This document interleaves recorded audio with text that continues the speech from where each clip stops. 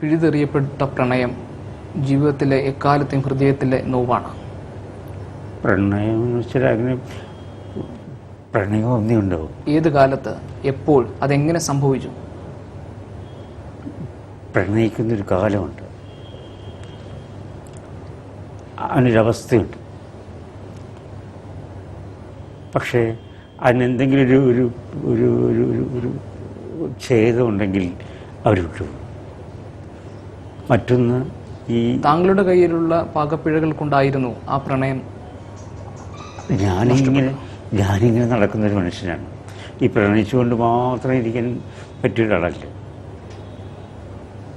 മറ്റൊരു പ്രണയത്തെ കണ്ടെത്താനല്ല എൻ്റെ യാത്ര. മറ്റൊരു യാത്രയിൽ നിന്ന് എന്ത് കണ്ടെത്തും എന്നുള്ളതായിരുന്നു. ആ യാത്രയിൽ ഒരുപാട് നഷ്ടങ്ങളുണ്ടായി, ഒരുപാട് നേട്ടങ്ങളുണ്ടായിട്ടൊന്നും പറയാം. നല്ല സുഹൃത്തുക്കളുണ്ടായി, ശത്രുക്കളുണ്ടായി. പുതിയ അനുഭവങ്ങൾക്ക് വേണ്ടി പ്രണയത്തെ ത്യജിച്ചു? ഒരിക്കലും അല്ല. താങ്കൾ വഞ്ചിക്കപ്പെട്ടു? ഞാൻ വഞ്ചിക്കപ്പെട്ടു. കാരണം ഒരാൾക്ക് പരാജിതനാവാൻ ഒരിക്കലേ പറ്റൂ. ഒരു യുദ്ധത്തിൽ തോറ്റിട്ട് മറ്റൊരു യുദ്ധത്തിൽ ജയിക്കാൻ വേണ്ടിയിട്ട് പോകുന്നവനല്ല ഞാൻ. എൻ്റെ കവിതകൾ മറുപടി പറയും. അങ്ങനെയാണെങ്കിൽ പിന്നെ എന്തുകൊണ്ട് അയ്യപ്പൻ ആത്മഹത്യ ചെയ്തില്ല? ആത്മഹത്യ ചെയ്യാൻ വേണ്ടിയിട്ടല്ല ഞാൻ ജനിച്ചത്. സത്യം പറഞ്ഞു കഴിഞ്ഞാൽ എൻ്റെ അച്ഛൻ്റെ മരണം ഒരു ആത്മഹത്യ, കൊലപാതകം എന്നൊക്കെ പറയുന്നത്. അന്ന് 2 വയസ്സ്, ഒരു വയസ്സ്. എൻ്റെ അമ്മ പിന്നെ എനിക്ക് ഞാൻ ഈ പഠിക്കുന്ന കാലത്ത് ഞാൻ ഒരു ജേതാവായി. ഞാനൊരു കമ്മ്യൂണിസ്റ്റുകാരനായിരുന്നു. അമ്മയുടെ സംരക്ഷണയിലായിരുന്നു?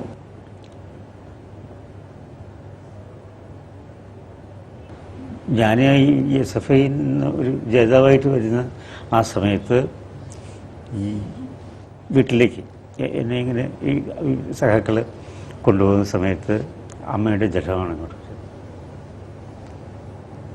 ചുടുകാട്ടിലേക്ക് വീടെടുത്ത.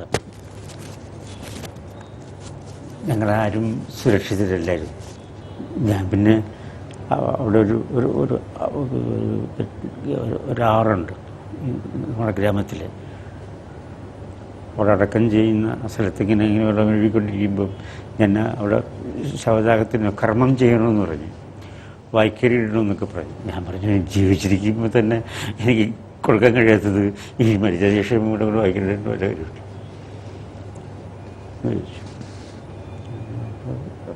ഞാൻ ഈ പഠിക്കുന്ന കാലത്ത് കുരുത്തക്കെട്ടവനായിരുന്നു. അമ്മ എന്തായിരുന്നു ജീവിതത്തിൽ? അപ്പം ഒന്നുമില്ലായിരുന്നു. എന്നെ വളർത്താൻ വേണ്ടി മാത്രം ജീവിച്ചവരാണ്.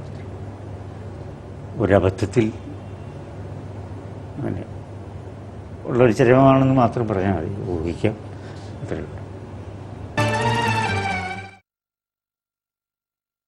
ജീവിതത്തിന് എന്നു മുതലാണ് കലണ്ടറിലെ തീയതികൾ നഷ്ടപ്പെട്ടു തുടങ്ങിയത്? ജനിക്കാൻ കലണ്ടർ നോക്കാറില്ല.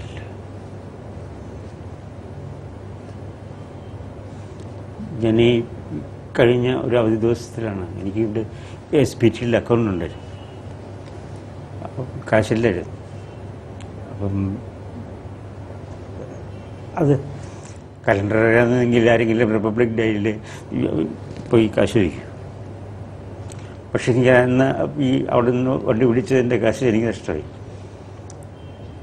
ഏറ്റവും കൂടുതൽ സന്തോഷിച്ച ഒരു നിമിഷം ഉണ്ടായിട്ടുണ്ടോ ജീവിതത്തിൽ എപ്പോഴെങ്കിലും? ഞാൻ മദ്യപിക്കുന്ന ഒരാളാണ്. പിന്നെ ചിലപ്പോൾ കുട്ടികളായിട്ടുള്ള ചില പെരുമാറ്റത്തിൽ, പിന്നെ വളരെ അടുത്ത ചില ചങ്ങാത്തത്തിൽ അങ്ങനെ കിട്ടിയിട്ടുണ്ട്. അതൊക്കെ എപ്പോഴും വിസ്മൃതമാകുന്നു. ഒരു കാലത്ത് വേറിട്ട ബോധത്തിൻ്റെയും പ്രതിഭയുടെയും എല്ലാം പ്രതീകമായിരുന്ന ഒരു ജിപ്സിയൻ ജീവിതത്തിലേക്ക് എത്തിപ്പെട്ടത് എങ്ങനെയാണ്? ജിപ്സിയൻ ജീവിതമാണെന്ന് പറയാൻ പറ്റില്ല. അങ്ങനെ പറയണ്ടേ? ഒരു ഭൗമിയൻ ജീവിതം എന്ന് പറയാം. ഞാൻ എൻ്റെ ജീവിതത്തിൽ നിന്ന് ഇതുവരെ ഒളിച്ചോടിയിട്ടില്ല. ഞാനെന്ന് അറിഞ്ഞുകൊണ്ട് തന്നെയാണ് എൻ്റെ പാതകൾ കണ്ടെത്തിയിരുന്നത്. അപ്പോഴും ഞാനൊരു കമ്മ്യൂണിസ്റ്റുകാരനാണെന്ന് ഞാൻ നേരത്തെ പറഞ്ഞു. കമ്മ്യൂണിസ്റ്റുകാരനാണെന്ന് പറയുന്നത് നല്ലത്.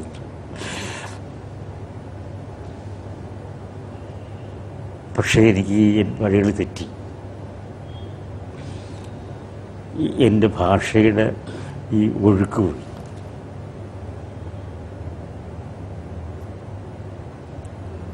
ഒഴുക്ക് തെറ്റിയെന്ന് ഭാഷയാണ് എന്നെ നിയന്ത്രിച്ചുകൊണ്ടിരുന്ന ഒരു ശാസ്ത്രീയമായ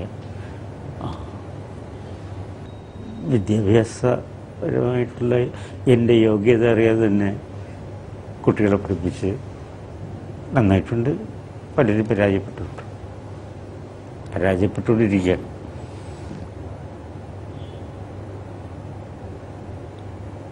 പക്ഷെ എൻ്റെ കവിതയും ഈ അവരുടെ പഠിപ്പും ആയിട്ട് എനിക്ക് ഒരു ബന്ധവുമില്ല.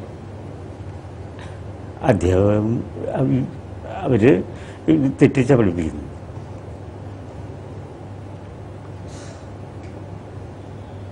യഥാർത്ഥ കവിതയെ മനസ്സിലാക്കിയെടുക്കാനുള്ള മലയാളിയുടെ പ്രാപ്തിക്കുറവാണ് അധ്യാപകർക്ക് ഇന്നത്തെ വിദ്യാഭ്യാസ സമ്പ്രദായത്തിൽ.